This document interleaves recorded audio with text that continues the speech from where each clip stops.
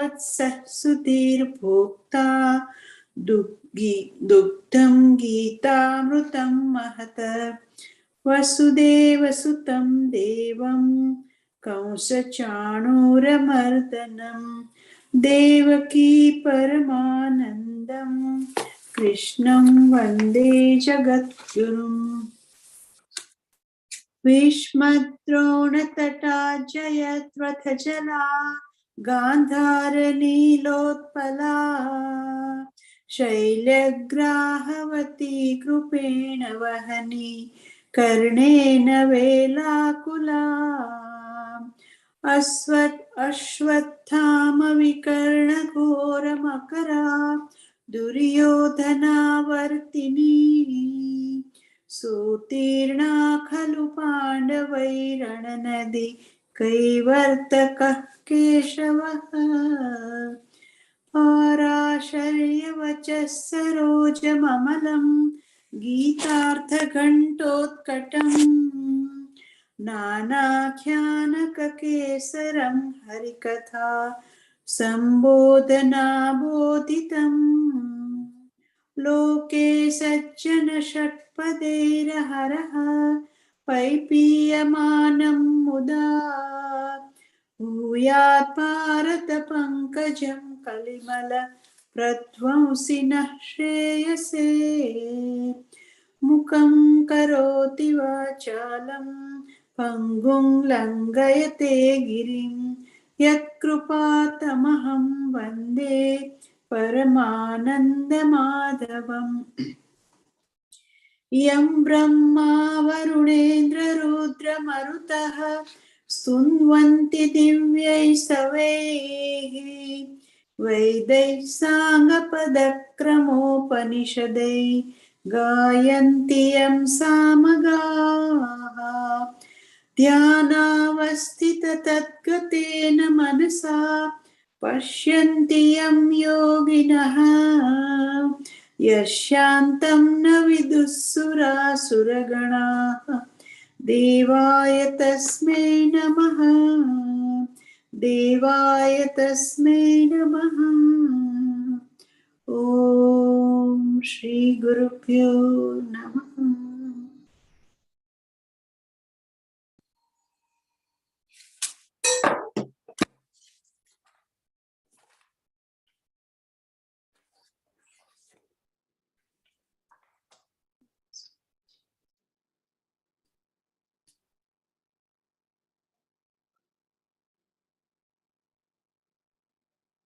ॐ नारायणः परो व्यक्तात् अण्डमव्ययसम्भवम् अण्डस्यान्तस्त्विमे लोकाः सप्तद्वीपा च मेदिनी ॐ सहनाववतु सहनौ भुनक्तु सह वीर्यङ्करवावहै तेजस्विनावधीतमस्तु मा विद्विषावहै ॐ शान्ति शान्ति शान्तिः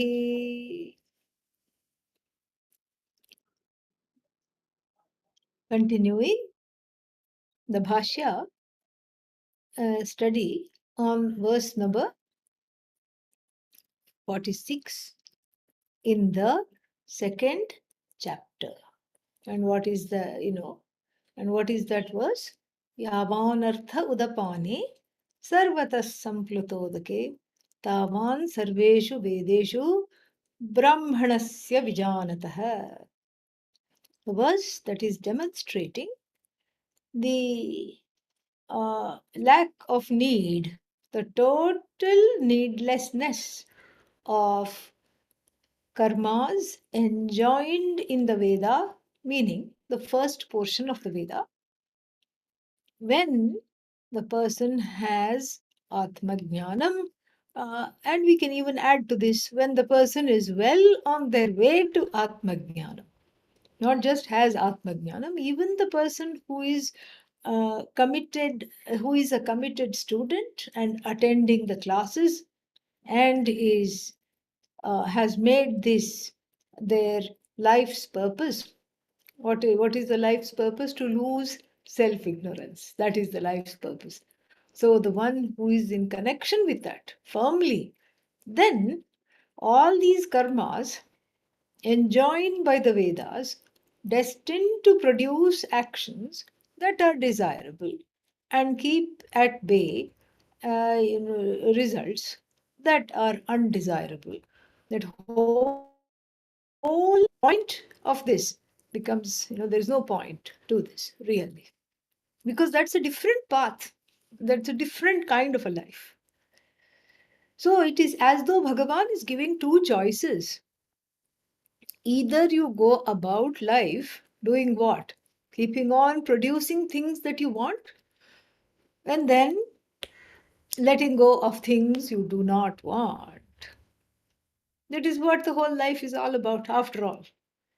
And you can go at, you can go alongside this path, business as usual, same old, and same thing again and again and again.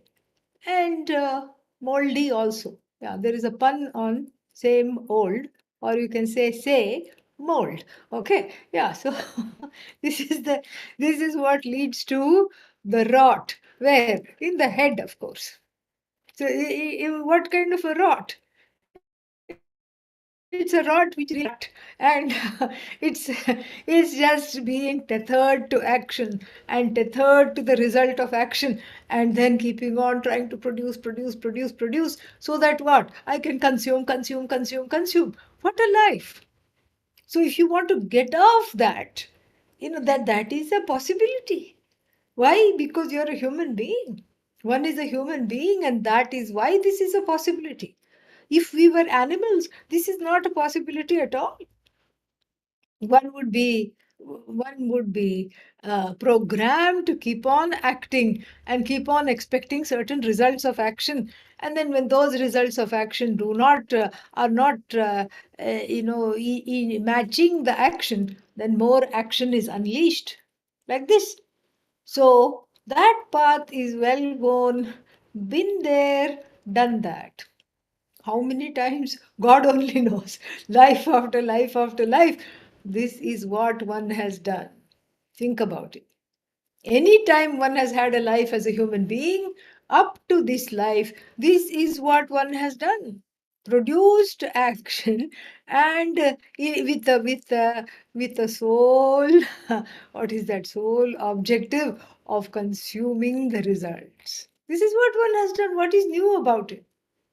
And a little bit of awareness knows one knows that this leads to nothing at all except disappointment and a big headache. That's what it is. It's a huge headache. And so the choice is offered here, a perspective, a little chink of light in this huge tunnel vision is offered here, in this black hole kind of a tunnel vision that one is suffering from life after life. A little opening is offered.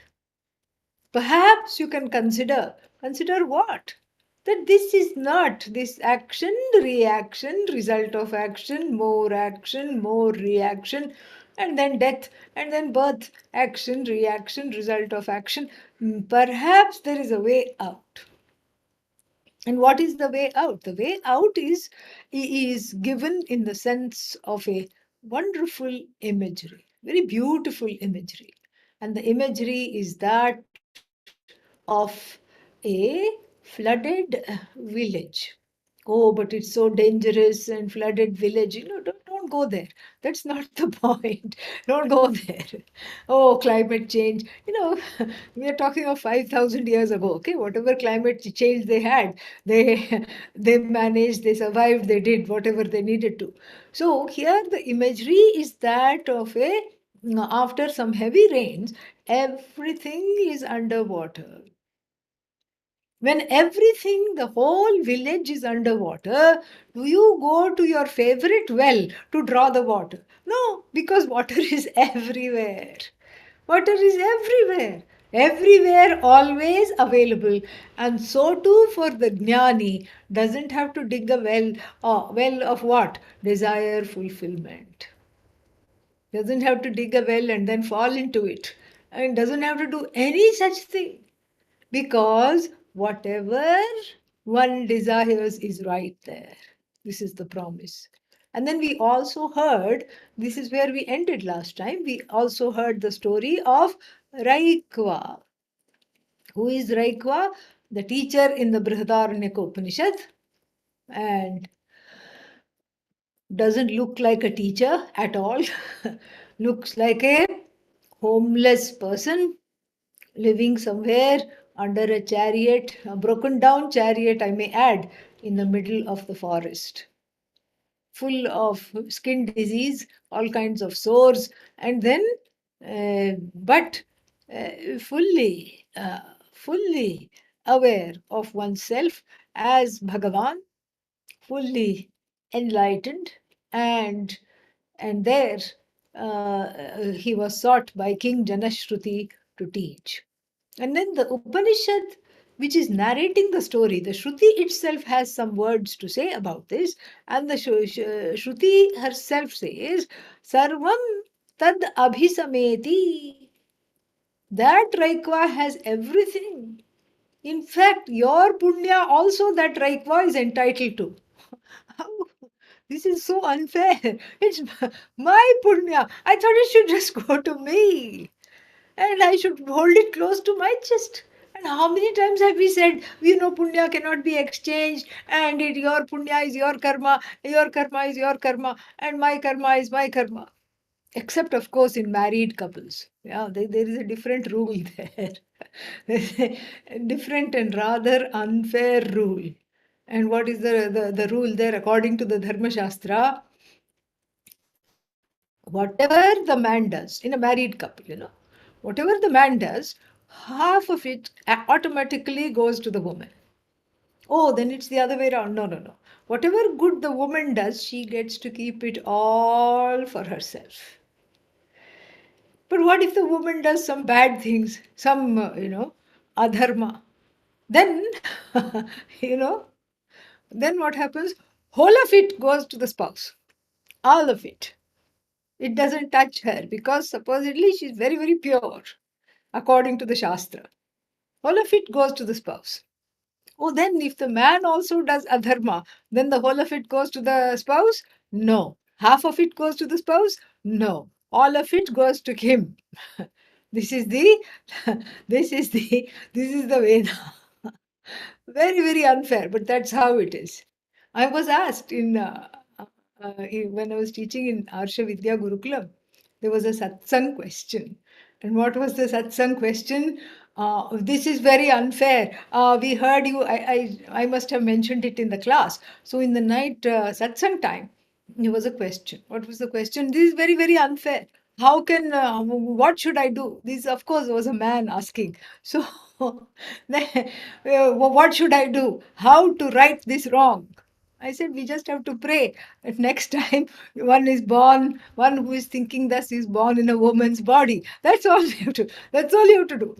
And that's how the what should I say? The cycle of life, the cycle of genders continues. So generally speaking, your karma is your own karma. And this is just said to empower the women. That's what it is said in the Vedas, to show that women are by nature dharma loving, to show that. But generally, your karma is your karma. Your karma cannot accrue to somebody else. That's why it is your karma. You cannot exchange it. Even if you see a loved one suffering, you cannot do that, unless, of course, one is an Atmajnani. Then all these rules are gone. Just like how a village well is useless when the entire village is submerged in water. Then all these rules don't apply. This is why Adi Shankara's 4 students, each of them gave for 4 of their years to Adi Shankara. Because Adi Shankara was born to only live for, I think 16 years or something like that. And then each of the students, it is said, they averted this death by giving 4 years. How could they do that? Again, it's just like everywhere there is water, there is abundance, there is no dearth of anything. And so the karma rules, none of the karma rules apply for a jnani. This is what is the purport of this verse. None of the karma rules apply for a jnani. Oh, you must not do this, you must not do that, nothing like that. Ko vidhihi, ko nishedha. This is the refrain of a text called Shukashtakam, which we have studied, in our previous lifetime, sometime. So, so this is the refrain. And so this is the ko vidhihi means what kind of rules are you giving the jnani? Ko nishedha, what kinds of injunctions, nishedha means prohibitions. What kind of prohibitions, what kind of injunctions are there for the jnani? It's just like saying that the well water must be shared by all villagers. So please line up. First come, first served. And you have to make a single line, not the Indian queue where everybody just, just converges. No, it should be a British queue, one behind the other. And each one saying, no, no, you please go first. No, that thing is unimaginable in India. So it should be like this. And all these rules, what happens to the rules when the well itself is submerged in water along with the entire village? There's no purpose for these rules. No, nothing at all. The person of knowledge commands, is one with everybody and everything. So commands everyone's karma, because everyone's karma is non-separate from his own, her own karma.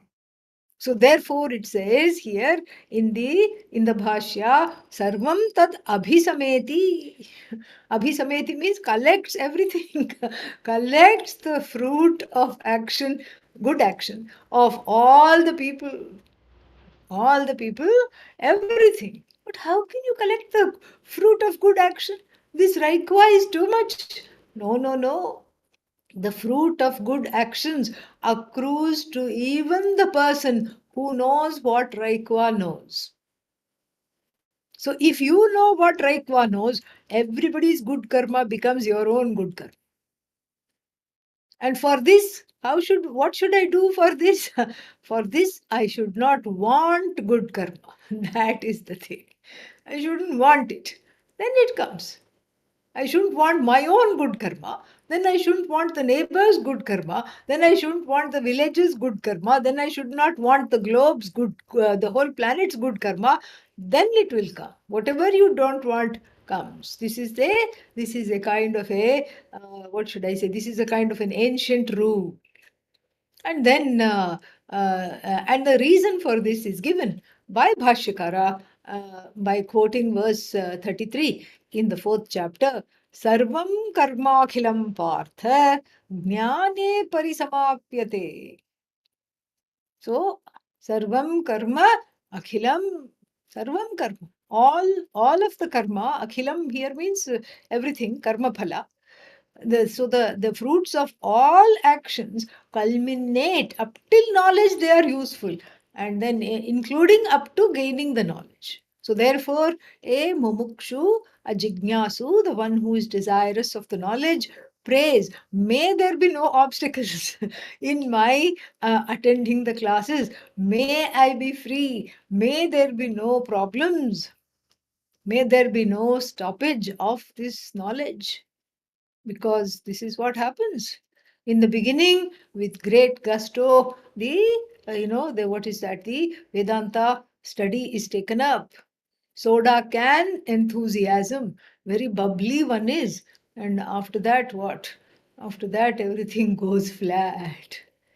Oh, why should I do this? Why should I pursue that? Same old, same old. And that same moldy thinking goes into the head with regard to Vedanta also, and one starts to think, nothing can help me.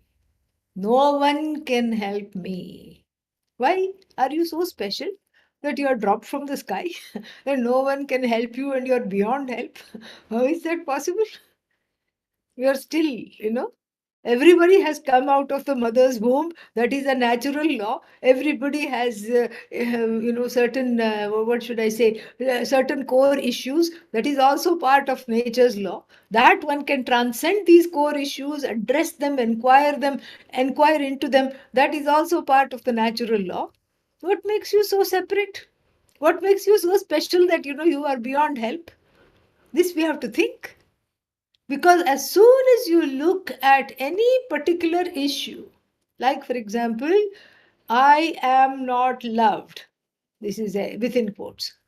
I am not loved.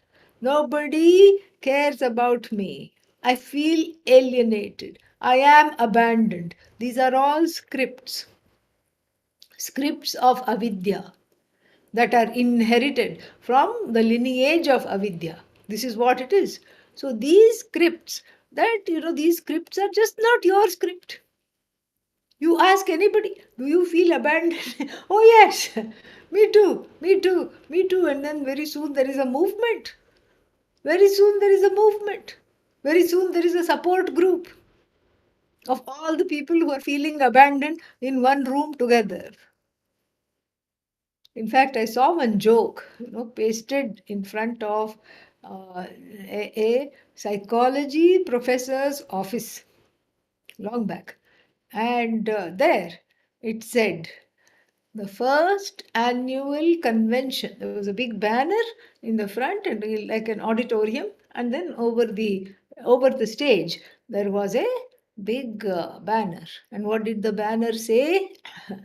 The first annual convention of adult children of normal parents. And the speakers were all ready to talk something, but there was nobody in the audience. Nobody at all. So, when one looks at jokes like these, you are not special. You are special, but not in this way.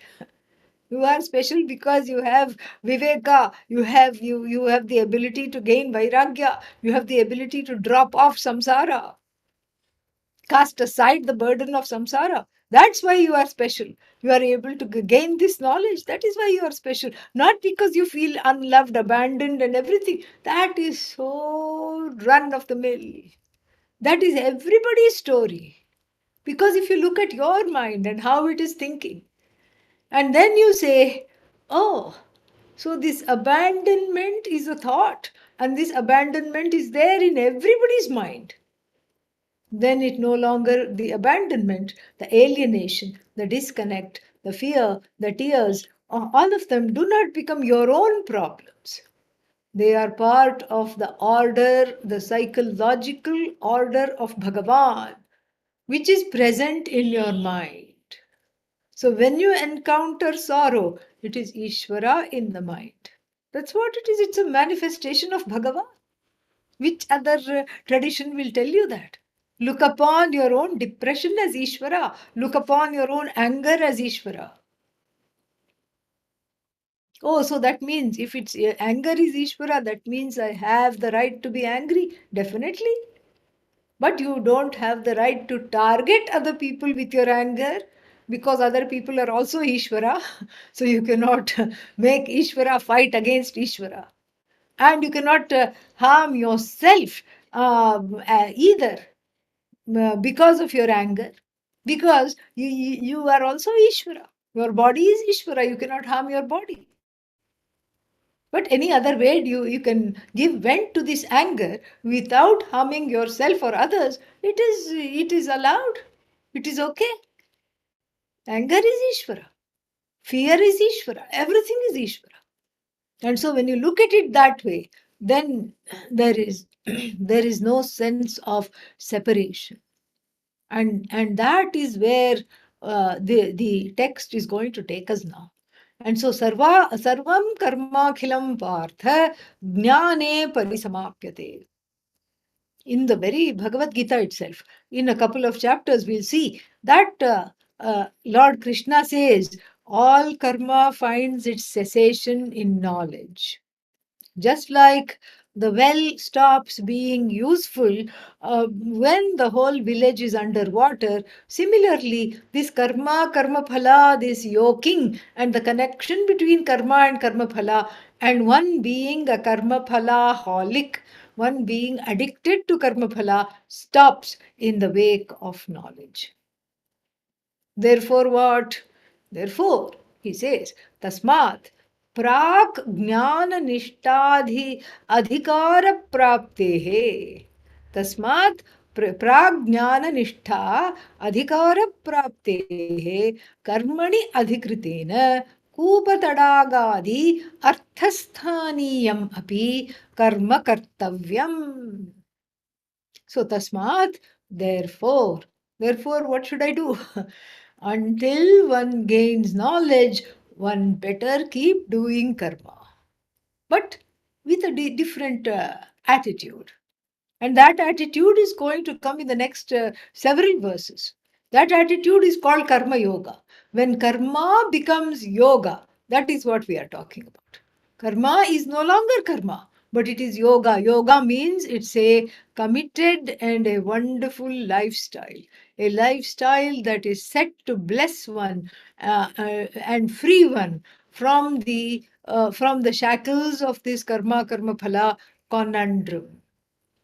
That is where we are coming to here. Very beautiful. And so here, tasmat prag jnana nishtha. So he doesn't say prag jnana, Bhashyakara doesn't say prag jnanam. Before the attainment of knowledge, he doesn't say. He says before the assimilation of the knowledge completely and totally. Jnanam is different from jnana-nishtha. Jnanam is instantaneous, because as soon as I tell you, you are not this, you are Bhagavan, there is immediately a relief, a sense of feeling free, a sense of fulfillment. Because the pramana is speaking through the Shruti, through the mouth of the teacher, the pramana is being unfolded. And the prameya being yourself. Prameya means that which is to be known, being yourself, the means of knowledge being unfolded. The knowledge is instantaneous. Everybody can say, I am a jnani, no problem. It will not be a lie. But jnanam, could be riddled with vagueness. So the knowledge is there, but I still have vagueness. I am Brahman sometimes, and I'm not Brahman other times. What is this? This is the kind of vagueness. That's called vagueness. Or straight away there could be the knowledge could be riddled with errors. And what are the errors? I am part of Brahman. I am a spark of Brahman. I am a little bit itty bitty piece of Brahman, a scrap of Brahman, this kind of a thing where one superimposes one's own smallness on the Mahavakya. It is there. Okay? So the knowledge could be riddled with vagueness. I am Brahman, but don't ask me how. I'm not very clear how. But I suppose I am Brahman. Vagueness. Error. I am Brahman, but you are not. Or I am Brahman sometimes. All these things. Vagueness. Error. Or more frequently, doubt. There's doubt. How come I'm Brahman? How? And if I'm Brahman, then why do I have this body? Why can't I manifest whatever I want if I'm Brahman? Why do I have this body? Why do I have this mind? What is going on over here? All this, this is the problem. So, jnanam means knowledge is there, but it is riddled with doubt, vagueness, or worse yet, errors. When those are corrected, how are they corrected? Shravana, Manana, Nididhyasana. By Nididhyasanaihi. By Shravanam, Mananam, and Nididhyasanam, they are corrected. They are corrected. The correction of this is very, very important. That they are there is nothing to worry about. So, the vagueness goes away by repeated listening. We don't listen enough. This kabhi kabhi mere dil mein Vedant ka khayal aata hai will not work. There was an old song, Yeah. So, uh, so sometimes I will think about Vedanta. It doesn't work. Yes, but the vagueness is there. It's a knowledge riddled with vagueness. And for the vagueness to go, lot of, the vagueness and the errors to go, a lot of Shravanam is required, repeated exposure to the knowledge. So that there is no vagueness, no errors are there. And then the doubts are removed through what is called mananam, through interaction with other students, through interactions with a teacher, asking questions, etc. The doubts are removed by mananam, and through one's own mentation, through one's own reasoning, through one's own a reasoning that is not opposed to the Shruti. And this kind of a thing, the doubts are removed. And then whatever else is remaining, which is generally called viparita bhavana. I am Brahman, but I must confess, I don't behave like Brahman most of the time. I am a angry Brahman. I am a depressed Brahman. Like this. So that is removed by what is called nididhyasana. Contemplation, regurgitation, and the chewing the cud of Vedanta Vakyas, the sentences of Vedanta that are designed to remove these kinds of, other latent doubts. That is how one overrides. That is how one overrides this. And that is how jnanam is converted into jnana nishtha. Why did you wait so long to tell me? I thought all I had to do was gain jnanam. Now you have brought a new word, jnana nishtha. Why didn't you tell me this before? Because I didn't want you to drop out of sheer hopelessness. That is why I waited till one is until it is not possible for you to drop off now. So that is why. And why it has nothing to do with me. Actually, the word jnana nishtha is used by Bhashyakara. I am just unfolding that. If he hadn't used it, I would not have brought it up at all. So this is what it is. So this jnana nishtha, this is why sage Yagyavalkya has to go to the forest. He was there, he was a jnani. In fact, he was such a jnani that everybody was afraid of him, little bit. Afraid means afraid to enter into debate. They were all frightened to enter into debate because loss was certain. Because he would come to a kingdom. He came to Janaka, one king's kingdom he came. And you know what he did? He said, he looked at all the cows there in the pasture and he told his students, I'll finish the debate and come. But these cows take a long time. You march all these cows back to the ashram. Before the debate has been won, before the cows have been won as a prize for winning the debate. And if you think that was outrageous, even more outrageous was the fact that the king and his ministers and all the people kept quiet and they let him march the cows because they knew that this is just, inviting him to debate means, 400 cows gone, 500 cows gone. They knew that. But still, he was such a jnani that they wanted him there. And such a person, is going to the forest. Why? What for is he going to the forest? And that becomes very clear in the Yagyamalkya Maitreyi dialogue, which has been fleshed out, which is there in the Upanishad very nicely, but it has been fleshed out very well by Sureshwaracharya's Vartika, where he brings out the reasons why Yagyamalkya needs to go to the forest because he has jnanam, but jnana nishtha, he wants to affirm that. He wants to firm up the knowledge and assimilate it properly. Of course, he doesn't have doubts, he doesn't have vagueness, he doesn't have error, but a lingering sense of just going along with that complacency. There is a complacency in everything. in reproducing life, in taking for granted one's surrounding, taking for granted one's wife, which he certainly did. When the Vartika, you study, you will see. Because when she says, "What about me, for which you are leaving me and going, and you say you are leaving all your wealth, what will I do with this wealth? Does the wealth produce the knowledge?" And he says, "No." Then she says, "Well, I'm entitled to half of everything you have. And since the knowledge cannot be halved, you have to give me this wholly before you go." And then he's kind of surprised in the Vartika. He says, "Oh, forgive me, I've lived with you for so long. You have become a habit.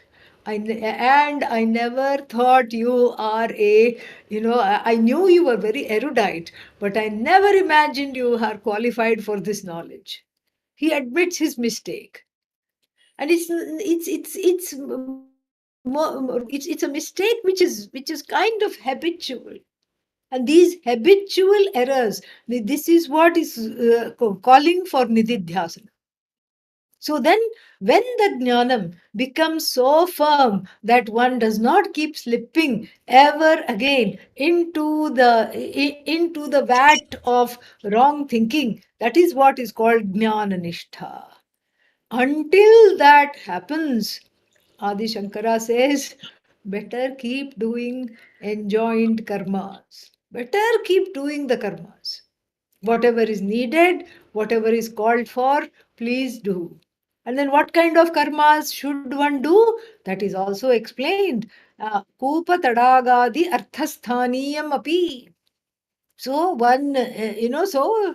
that kind of karma, even though the karma is not useful for jnanam, it is as useful as a well, which is when the village is underwater, but still one has to do the karma. Why? Because it becomes properly done.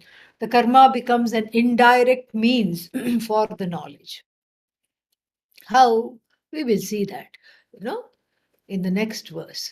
Karmanyevadhikaraste ma phaleshu kadachana ma karma phalaheturbhuhu ma te sangostva karmani. Karmanyevadhikaraste ma phaleshu kadachana ma karma phalaheturbhuhu ma te sangostva karmani. Perhaps this is the most famous verse in the entire Bhagavad Gita.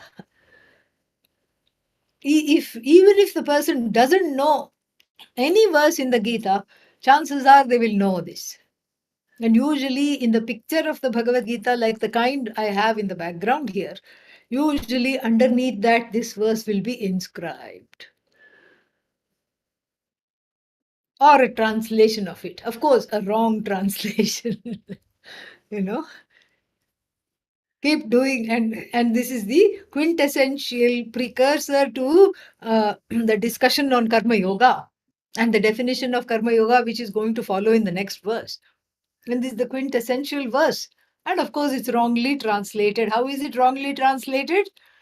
Do your duty. Would anyone like to complete the sentence? ... Without ... what? Any expectation. Without expecting the result. Without expecting the results. Wrong translation. See, everybody knows this. That's why I made you say it. Everybody knows this. And the wrong translation is so prevalent. It has an abiding presence in our minds collectively. So much so that we keep expecting the impossible out of ourselves. We keep expecting to perform action without expecting results. That expectation is itself wrong. Adi Shankara puts an end to this. He says in the Bhashya, which we will encounter a little later, he says that karmani na pravartate mandaha api. Even a person who is developmentally challenged, manda, does not perform action without expecting results. Prayojanam anuddishya. without expecting results, even someone who is not developmentally all there, someone who has got some developmental issues, you tell the person, go there. Even that person will, maybe slowly, after a little while, after the command, go there, do this, sinks in, they will say, why? What am I going to get out of this? So, what is there for me? That shows that there is a direct connection in the mind between the action that one performs and the results. In fact, all actions are for bhoga. Bhogaya karma. Karma is not important. Karma is just on the way. Along the way, I have something I have to perform in order to enjoy the results. This is how the thinking is.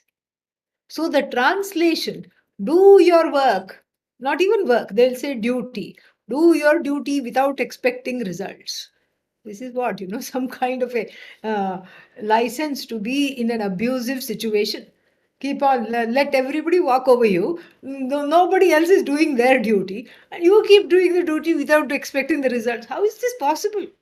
Not possible. It goes against the very fiber of what is what is the manushya, the human beings, tendencies. Goes against every fiber of every tendency. And what is the tendency? The tendency is to have knowledge, is to have action, and for the sake of results of action. So that is not what is being said here. We have to disabuse ourselves of this notion as karma yoga, that doing action without expecting results. Because this is an impossible situation. And so, what is it that I'm supposed to do? Expect the results. Oh, but they'll never come. Whatever I want won't come. Aha! Here is where the crux is. Here is where the point is. Expect the results, but grow yourself to the place of expecting the unexpected. Then you'll never be surprised. Expect the unexpected. That the unexpected may happen, put that within your expectation. Number one, this is the first rule of Karma Yoga. Not to expect the result, expect the unexpected. There's a whole quantum of, there's a whole, not quantum, continuum of results possible. It can go your way, wonderful, clap, clap, clap, applause. Or it can go somebody else's way. You missed the bus. You almost had the fruit in hand, but somebody else got it. You got just a little piece. You expected the whole fruit. You got your expectations were something, but the outcome was not in keeping with your expectation. It was a little less. Disappointment ensues, yes, that is there. Then, very rarely, you get more than what you expect. Like in an exam, you just expect to barely pass, but you got the first rank, you got the best placement. Oh, how did this happen? I thought I would scrape by, but here I am. I've done better than everybody else. Rarely, but it happens. Then there is a lot of ecstasy. When we learn to manage that ecstasy, we learn to not go completely untethered and let the ahankara have a, have a dance and start ruling the roost, because it's so proud now. I've done it, I've done it, I've done it. Me, me, me, me, me. Then, of course, the last outcome is always possible. The most undesirable outcome, which is not at all in keeping with my expectations, it is in fact opposite to my expectation. What is that? Completely.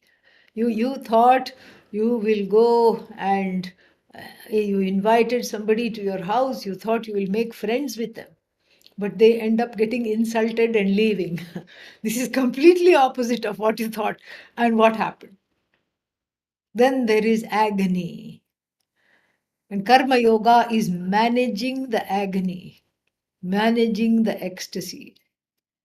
That is Karma Yoga. And that's going to be described in the next verse number 47 of the second chapter that we are on. But for now, it's just looking, Lord Krishna wants us to be wise through Arjuna, of course. Wants us to, in teaching Arjuna, he's teaching all of us to be wise. And what is the wisdom? The wisdom is saying that I am not in charge of producing the results of action, even though I have convinced myself that I am. I'm not in charge. No, but I am, because every month I work and the paycheck comes to the bank. That is not because of you, that is because of Ishvara. Because really speaking, whenever you say I work, I have done this, behind the I is Ishvara. How? Why? Because you see, let's say, your job is to go from place to place and then give speeches. Let's say you're a very good orator. Then how can you say Ishvara is the orator? I'm the orator. You can say that. But then when you open the mouth, even to say the word orator, oh, that is also because of Ishvara. The sound that comes is Ishvara. Not because of Ishvara, it's a manifestation of Ishvara. The sound that comes is Ishvara. The ideas that come into the head, Ishvara.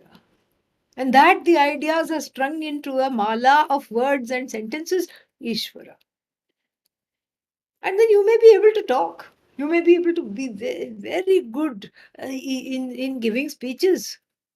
But then what? Like the first annual convention of normal children, of adult normal parents, nobody is there to listen.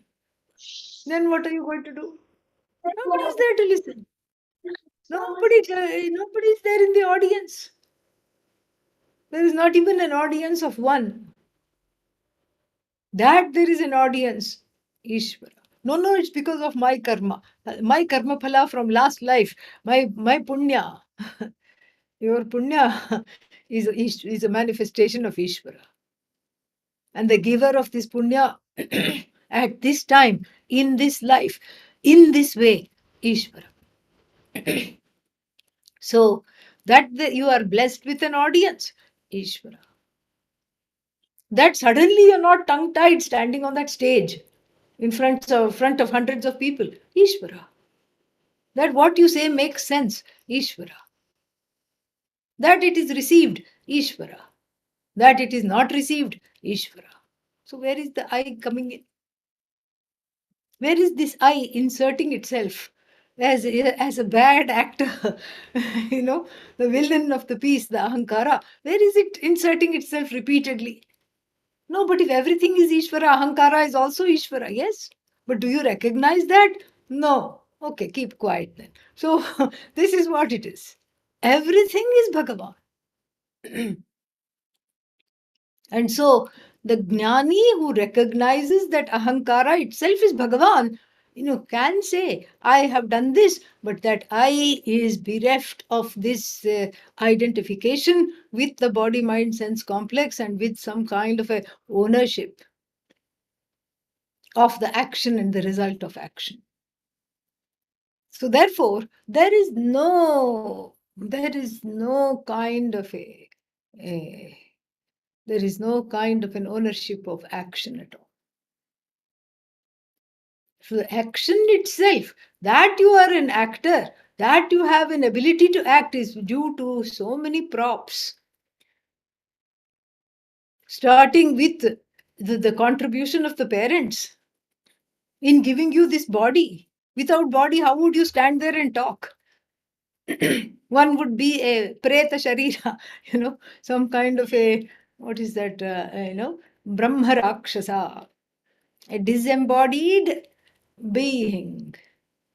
It is said that any knowledge that you have, like music, etc., music, fine arts, anything, or even Vedanta, If you have the knowledge, well, and if you do not share it, after the body is dropped, the entity that is left behind has got this desire to share and becomes some kind of a ghost called Brahma Rakshasa. Catches hold of innocent travelers sitting under a tree and starts to teach them. Open your mouth, sing. No, but I just want to take rest. I have traveled all day. No, sing. Otherwise, I'll terrorize you. They haunt the people sitting under the tree. This is just a saying. So, this is all Bhagavan. Everything is Bhagavan. Everything is Bhagavan. So, really speaking, that the superimposition, so to speak, of the status of the actor on this jiva, oneself, is also Bhagavan. That there is ownership of this action is Bhagavan. It is set up that way. Action is owned up. Why? Because without owning, it's very difficult, at least in the beginning, before one has Atmajnanam, to do any action is extremely difficult. Very difficult. It's not possible at all. And so, therefore, the action and the action has to be owned up. It is a tentative, temporary, provisional setup. Whole karma is a model. It's a setup. It's a setup. It's a vehicle. It's an indirect vehicle for gaining the knowledge, and it's a direct vehicle for gaining the preparation to the knowledge. It's a direct vehicle for qualifying for the knowledge. And the very karma that needs to be given up through sannyasa, through this knowledge, the very karma that needs to be given up is the karma that needs to be performed well by managing the expectations before it is given up. This is one more paradox in Vedanta. One more paradox. First, you own up the karma. Without owning up the karma phala, you own up the karma, and then what else? Then after that, you let go of the notion that you are the actor. So therefore, Bhashyakara enjoins here in this concluding portion of the Bhashya for this, that Jnana Nishtha Adhikara Praptehe, before one is doing this, before one has Jnana Nishtha, Karmani Adhikritena Kupatadagadi Arthasthaniyam Api Karma Kartavyam. Then what happens as a result? As a result of performing whatever one has to do, and of course, to this we have to add desisting from whatever things not to be done, desisting from things that one should not do.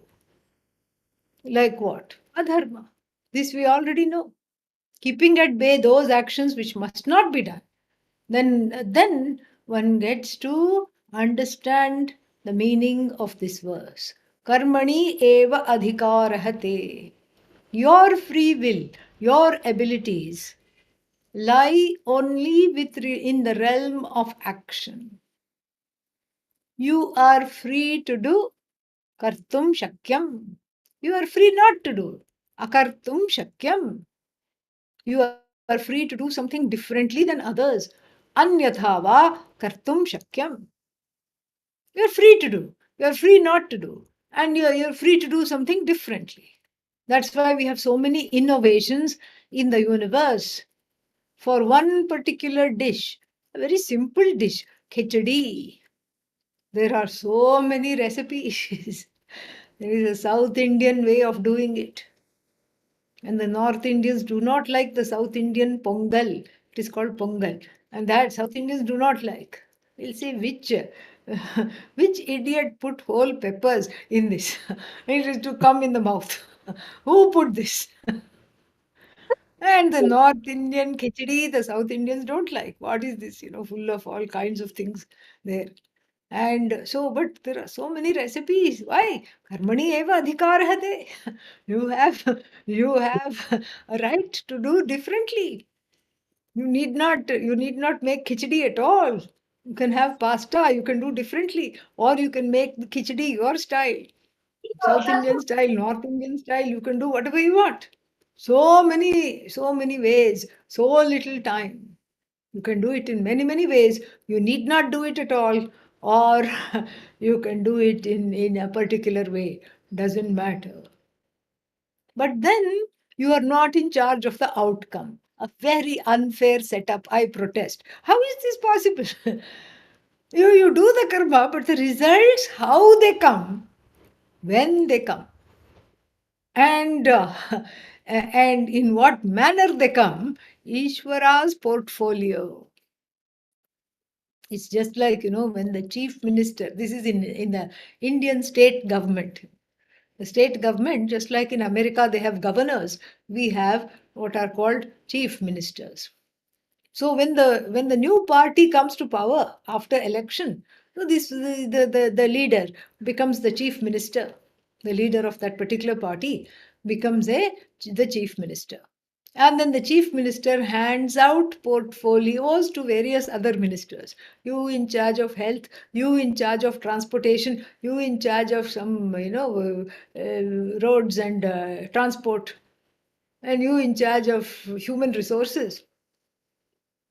And the best one I am going to keep. The chief minister itself is a portfolio, of course. There's a lot to do, but then some things, finances, I will keep. Chief minister says. And finances, I will keep. Urban development, because that's where all the main the water block is there, and then this particular aspect of urban development I will keep. This particular aspect of rural development, where there's another big vote block, I will keep. So, like this, the chief of all chiefs, Bhagavan, it is as though Bhagavan has said, giving of the results of action is not your problem, it's my problem. You do the action, and then I will give the results according to my own sweet will, which is not outside of your karmic portfolio. Your karmic picture is there. Your karmic picture is there. And then which says that you will get the result of what you have done here after 2000 lifetimes. After 2000 lifetimes, you'll get. And so Ishvara says, see, I'm just following your karma. I'm just following your karmic trajectory. Yeah, but I gave a lot of money last year to various charities. In fact, my pockets were inside out. I have given so much. Yeah, yes, you have. Let me check. Yes, you have. Fantastic, wonderful. Yes, you have given. It's written right over here. But let me check. It's almost like there's a big Excel spreadsheet. So, okay, result of action, when. It says in the next yuga, when you take birth as a human being, then it will come. In fact, you will be a Raja. Wow, congratulations from me in advance. Let me be the first to congratulate you. Oh, but it's not happening now? No, it's not happening now. Why? Because I'm not, I can't go against your karma phala. But why not? Because I am manifest as your karma phala. I cannot go against myself. Ishvara talking. And Ishvara says, this is how it is. There's not enough punya to bring this, to fruition right now.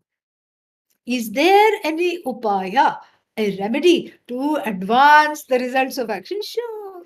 Do a yajna here and a puja there. See what happens. And in fact, there is one thing. You can do this yajna. Maybe it will hasten the results of punya. Maybe it will make the punya fructify earlier. Oh, goody. How much? Oh, how much it will cost? It will be very costly. No. How much earlier? Let's say I'll cut down from 2000 years to 1000 years. Is that good enough? No, I want it now. I want it yesterday. Not happening. Not happening. But the neighbor got it. Yeah, different karmic trajectory. But you just said that for Raikwa and everybody who is like Raikwa, everybody's karma phala is their karma phala. Are you Raikwa? No. Okay, keep quiet. They says what? Do you know what Raikwa knows? No. All right. Shant ho jao. Keep quiet. And so this is exactly how it is. We think there is the mistake, the error is in thinking I am producing the result of action because of the laws of Ishvara are mistaken to be, to be my effort. Your effort is because of the law of Ishvara. Your effort is because of the law. Because of the laws of Ishvara, there is a certain routine,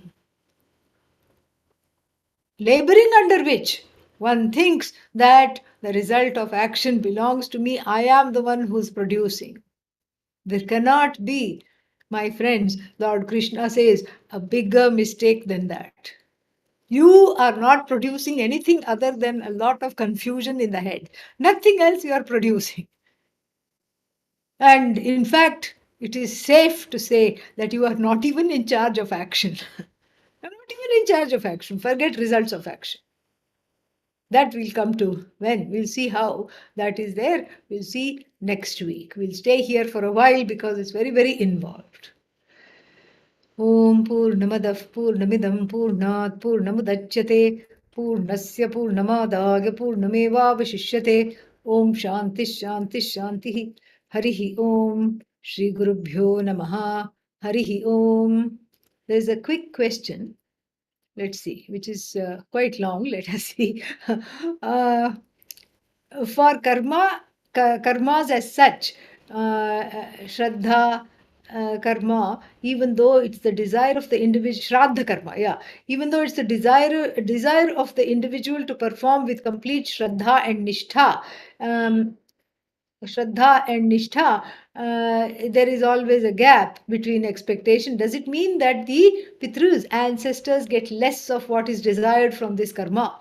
If yes, then whose prarabdha caused the reduction of karma phala derived by gained by the ancestors? And how can we do our karma that so that the Pitrus receive 100% of the phala? Very nice question, very innovative. And the answer to that is in the word Shraddha karma. Shraddha means born out of Shraddha. Your Shraddha will decide how much the Pitrus get. Yeah, that's why that karma, it's performed as a puja for oblations given to ancestors. If you do it with full and total Shraddha, faith, then they will get 100%. If they don't get, we cannot blame them. So, we have to correct ourselves and do it with Shraddha. There are certain atonement things, atonement karmas, then that we can unleash atonement karmas to make up for loss of Shraddha. And loss of Shraddha, this is there. At every puja we say, Karacharana kritam vak, kayajam karmajam va. Whatever I have done physically, mentally, etc., please, whatever truti or this is there, what is that called? There is a gap is there. Please fill it up, oh Bhagavan. This is what you have to do. That's why it's called Shraddha, because you have no way of knowing. It's only based on karma. Only based on Shraddha. So when we turn up the volume on Shraddha, the Pitrus are very happy. That is why it's called Shraddha. All right. Om Tat Sat. Good morning, good night, wherever you are. Om. Thank you so much. Thank you so much. Thank you. Thank you. Take care.